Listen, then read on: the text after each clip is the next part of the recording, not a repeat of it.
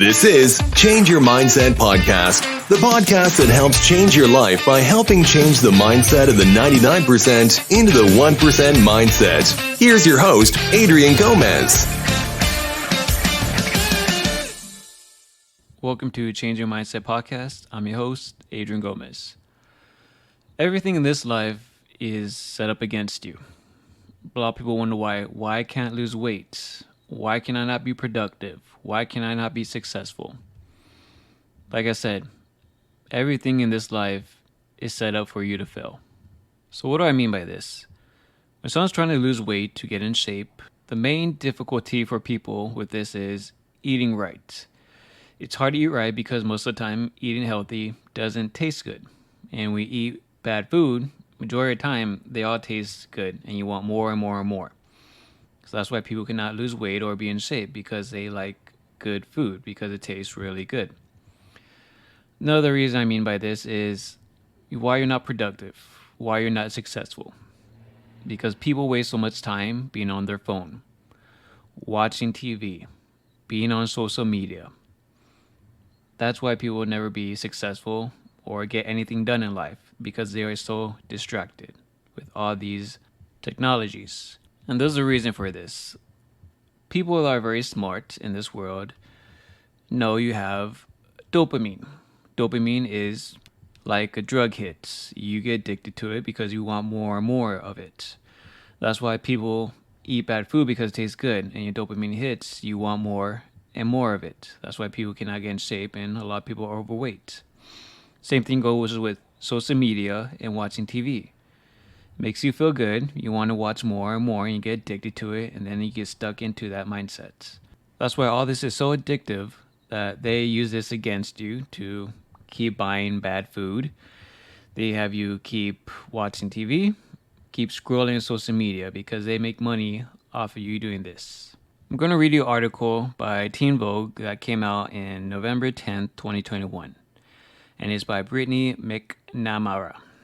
And the title is The Science Behind Social Media's Hold on Our Mental Health. And it's going to explain dopamine to you. So the article goes, we've seen studies for years telling us that social media can be bad for our mental health. But more than likely, we didn't really need research to know that. Many of us have experienced the mental drain that comes with scrolling endlessly through social media. And worse, feeling like we can't stop even when it's noticeably bringing us down. New testimony from Facebook whistleblower Frances Hahn and thousands of leaked documents show that Facebook knew the harm it can cause, particularly to young people. But for mental health and technology experts, it's not just that Facebook and other social media companies likely know they're causing harm. According to the two experts Teen Vogue spoke to, it's that they are purposely addictive, and both estimate to be one of the biggest problems of our time.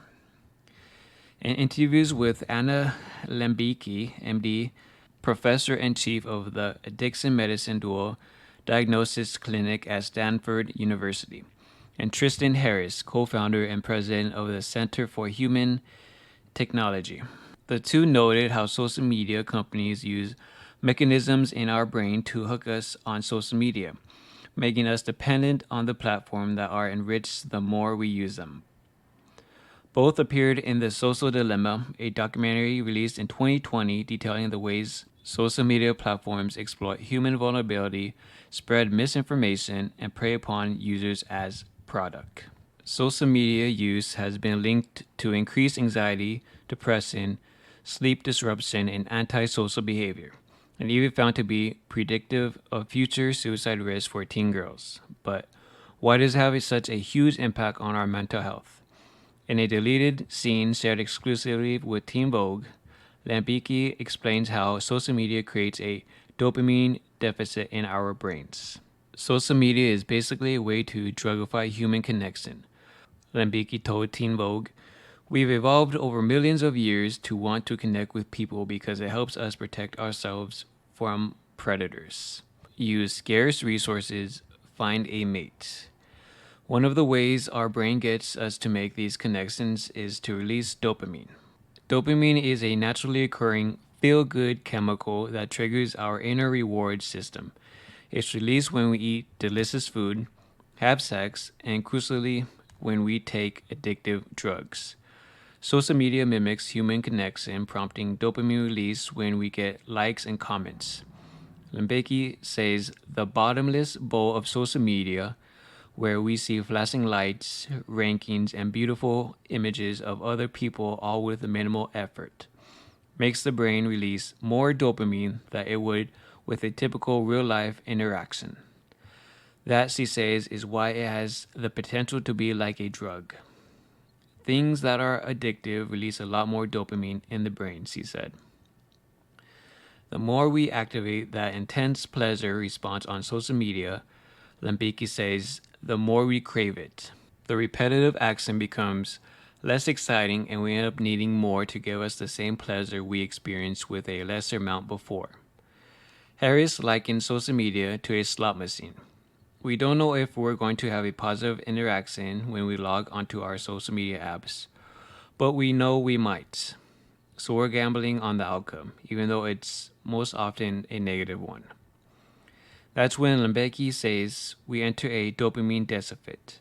We experience less pleasure when we're not using the drug that makes our dopamine surge. In this case, the drug is social media, and we become more unhappy that what was once our baseline.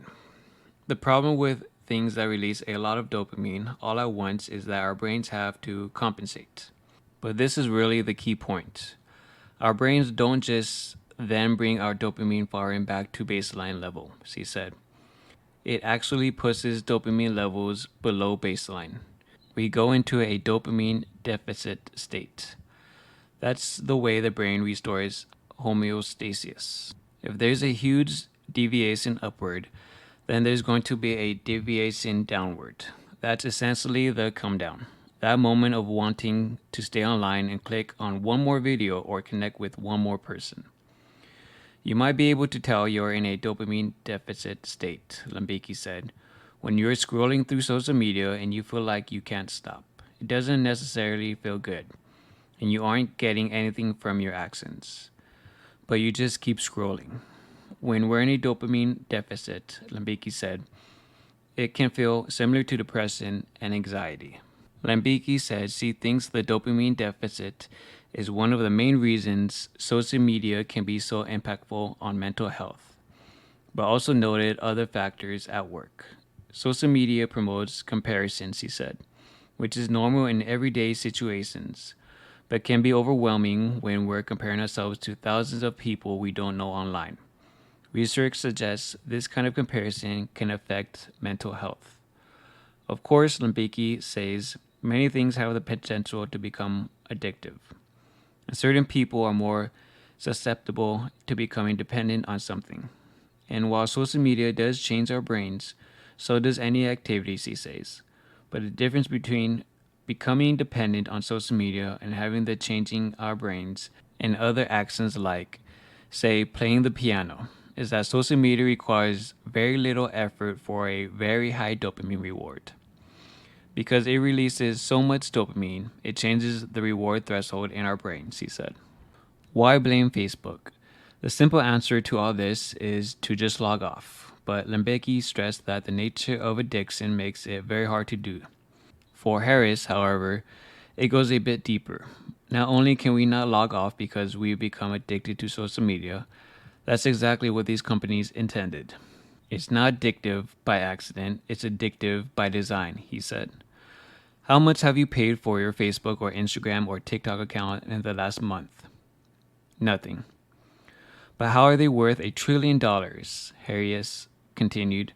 They don't sell your data, they sell their capacity to influence and manipulate your thoughts, beliefs, and behaviors through advertising. So long as we're the product and not the customer. Their business model is making sure that we use it as frequently and for as long and often as possible. That's the main issue, Harris said, that on social media, people are the product, not the customer. According to Facebook's 2020 Securities and Exchange Commission report, it made nearly all of its revenue that year from third-party advertisements. Companies pay Facebook to blast their ad out to targeted users. If we fail to retain existing users or add new users, or if our users decrease their level of engagement with our products, our revenue, financial results, and business may be significantly harmed, the report indicates.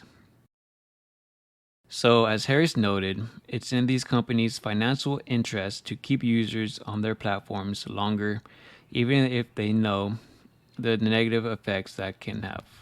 That, Harris says, makes a race to the bottom of the brainstem, incentivizing companies to exploit universal human vulnerabilities, like our dopamine response.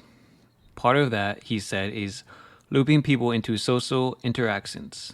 Platforms prompt us to tag friends, wave, poke, comment, invite.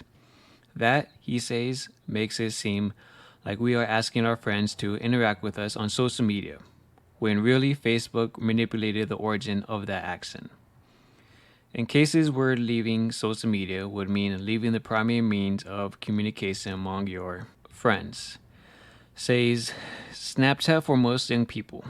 Harris said companies again act in their own best interests. This, he said, takes much of the personal choice out of social media.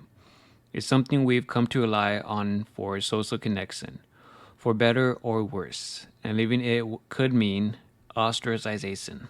For example, he noted that separating Instagram messages from the main scrolling platform would allow people to take a break from the potentially taxing content on the endless scroll feed while allowing them to communicate with friends. But Instagram also counts on keeping users on the platform for longer. So separating those two functions would mean users wouldn't be distracted by scrolling or sucked into giving their attention that translates to revenue. What does it mean and what can we do? As both Harris and Lembicki noted, not all social media is bad all of the time. It can be a powerful source of connection and can help people find community, particularly for marginalized people who don't have access to others like them in person. And Harris noted that social media didn't start bad. It was weaponized later to exploit our vulnerabilities for financial gain. He mentioned Justin Rosenstein, who helped create the Facebook like button. Now, likes are part of the gamification and ranking aspect of social media that makes it addictive. Something Rosenstein talked about in The Social Dilemma.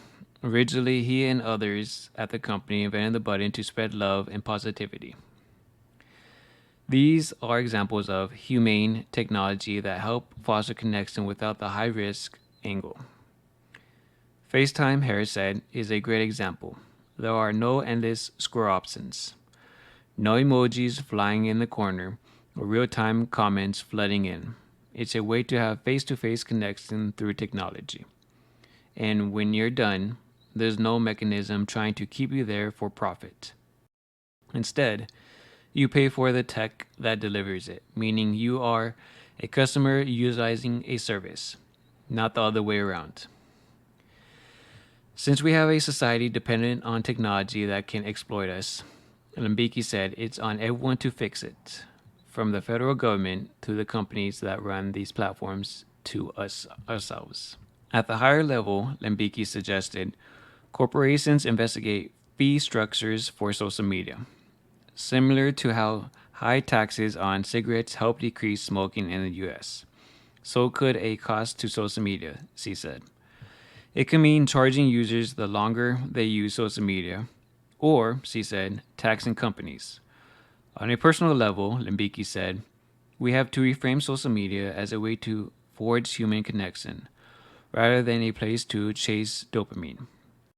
She suggested taking a break from social media with all your friends so you don't feel ostracized, or planning in-person hangouts where no one uses social media. She also recommends trying to reframe how you use social media in general, limiting it to certain hours of the day.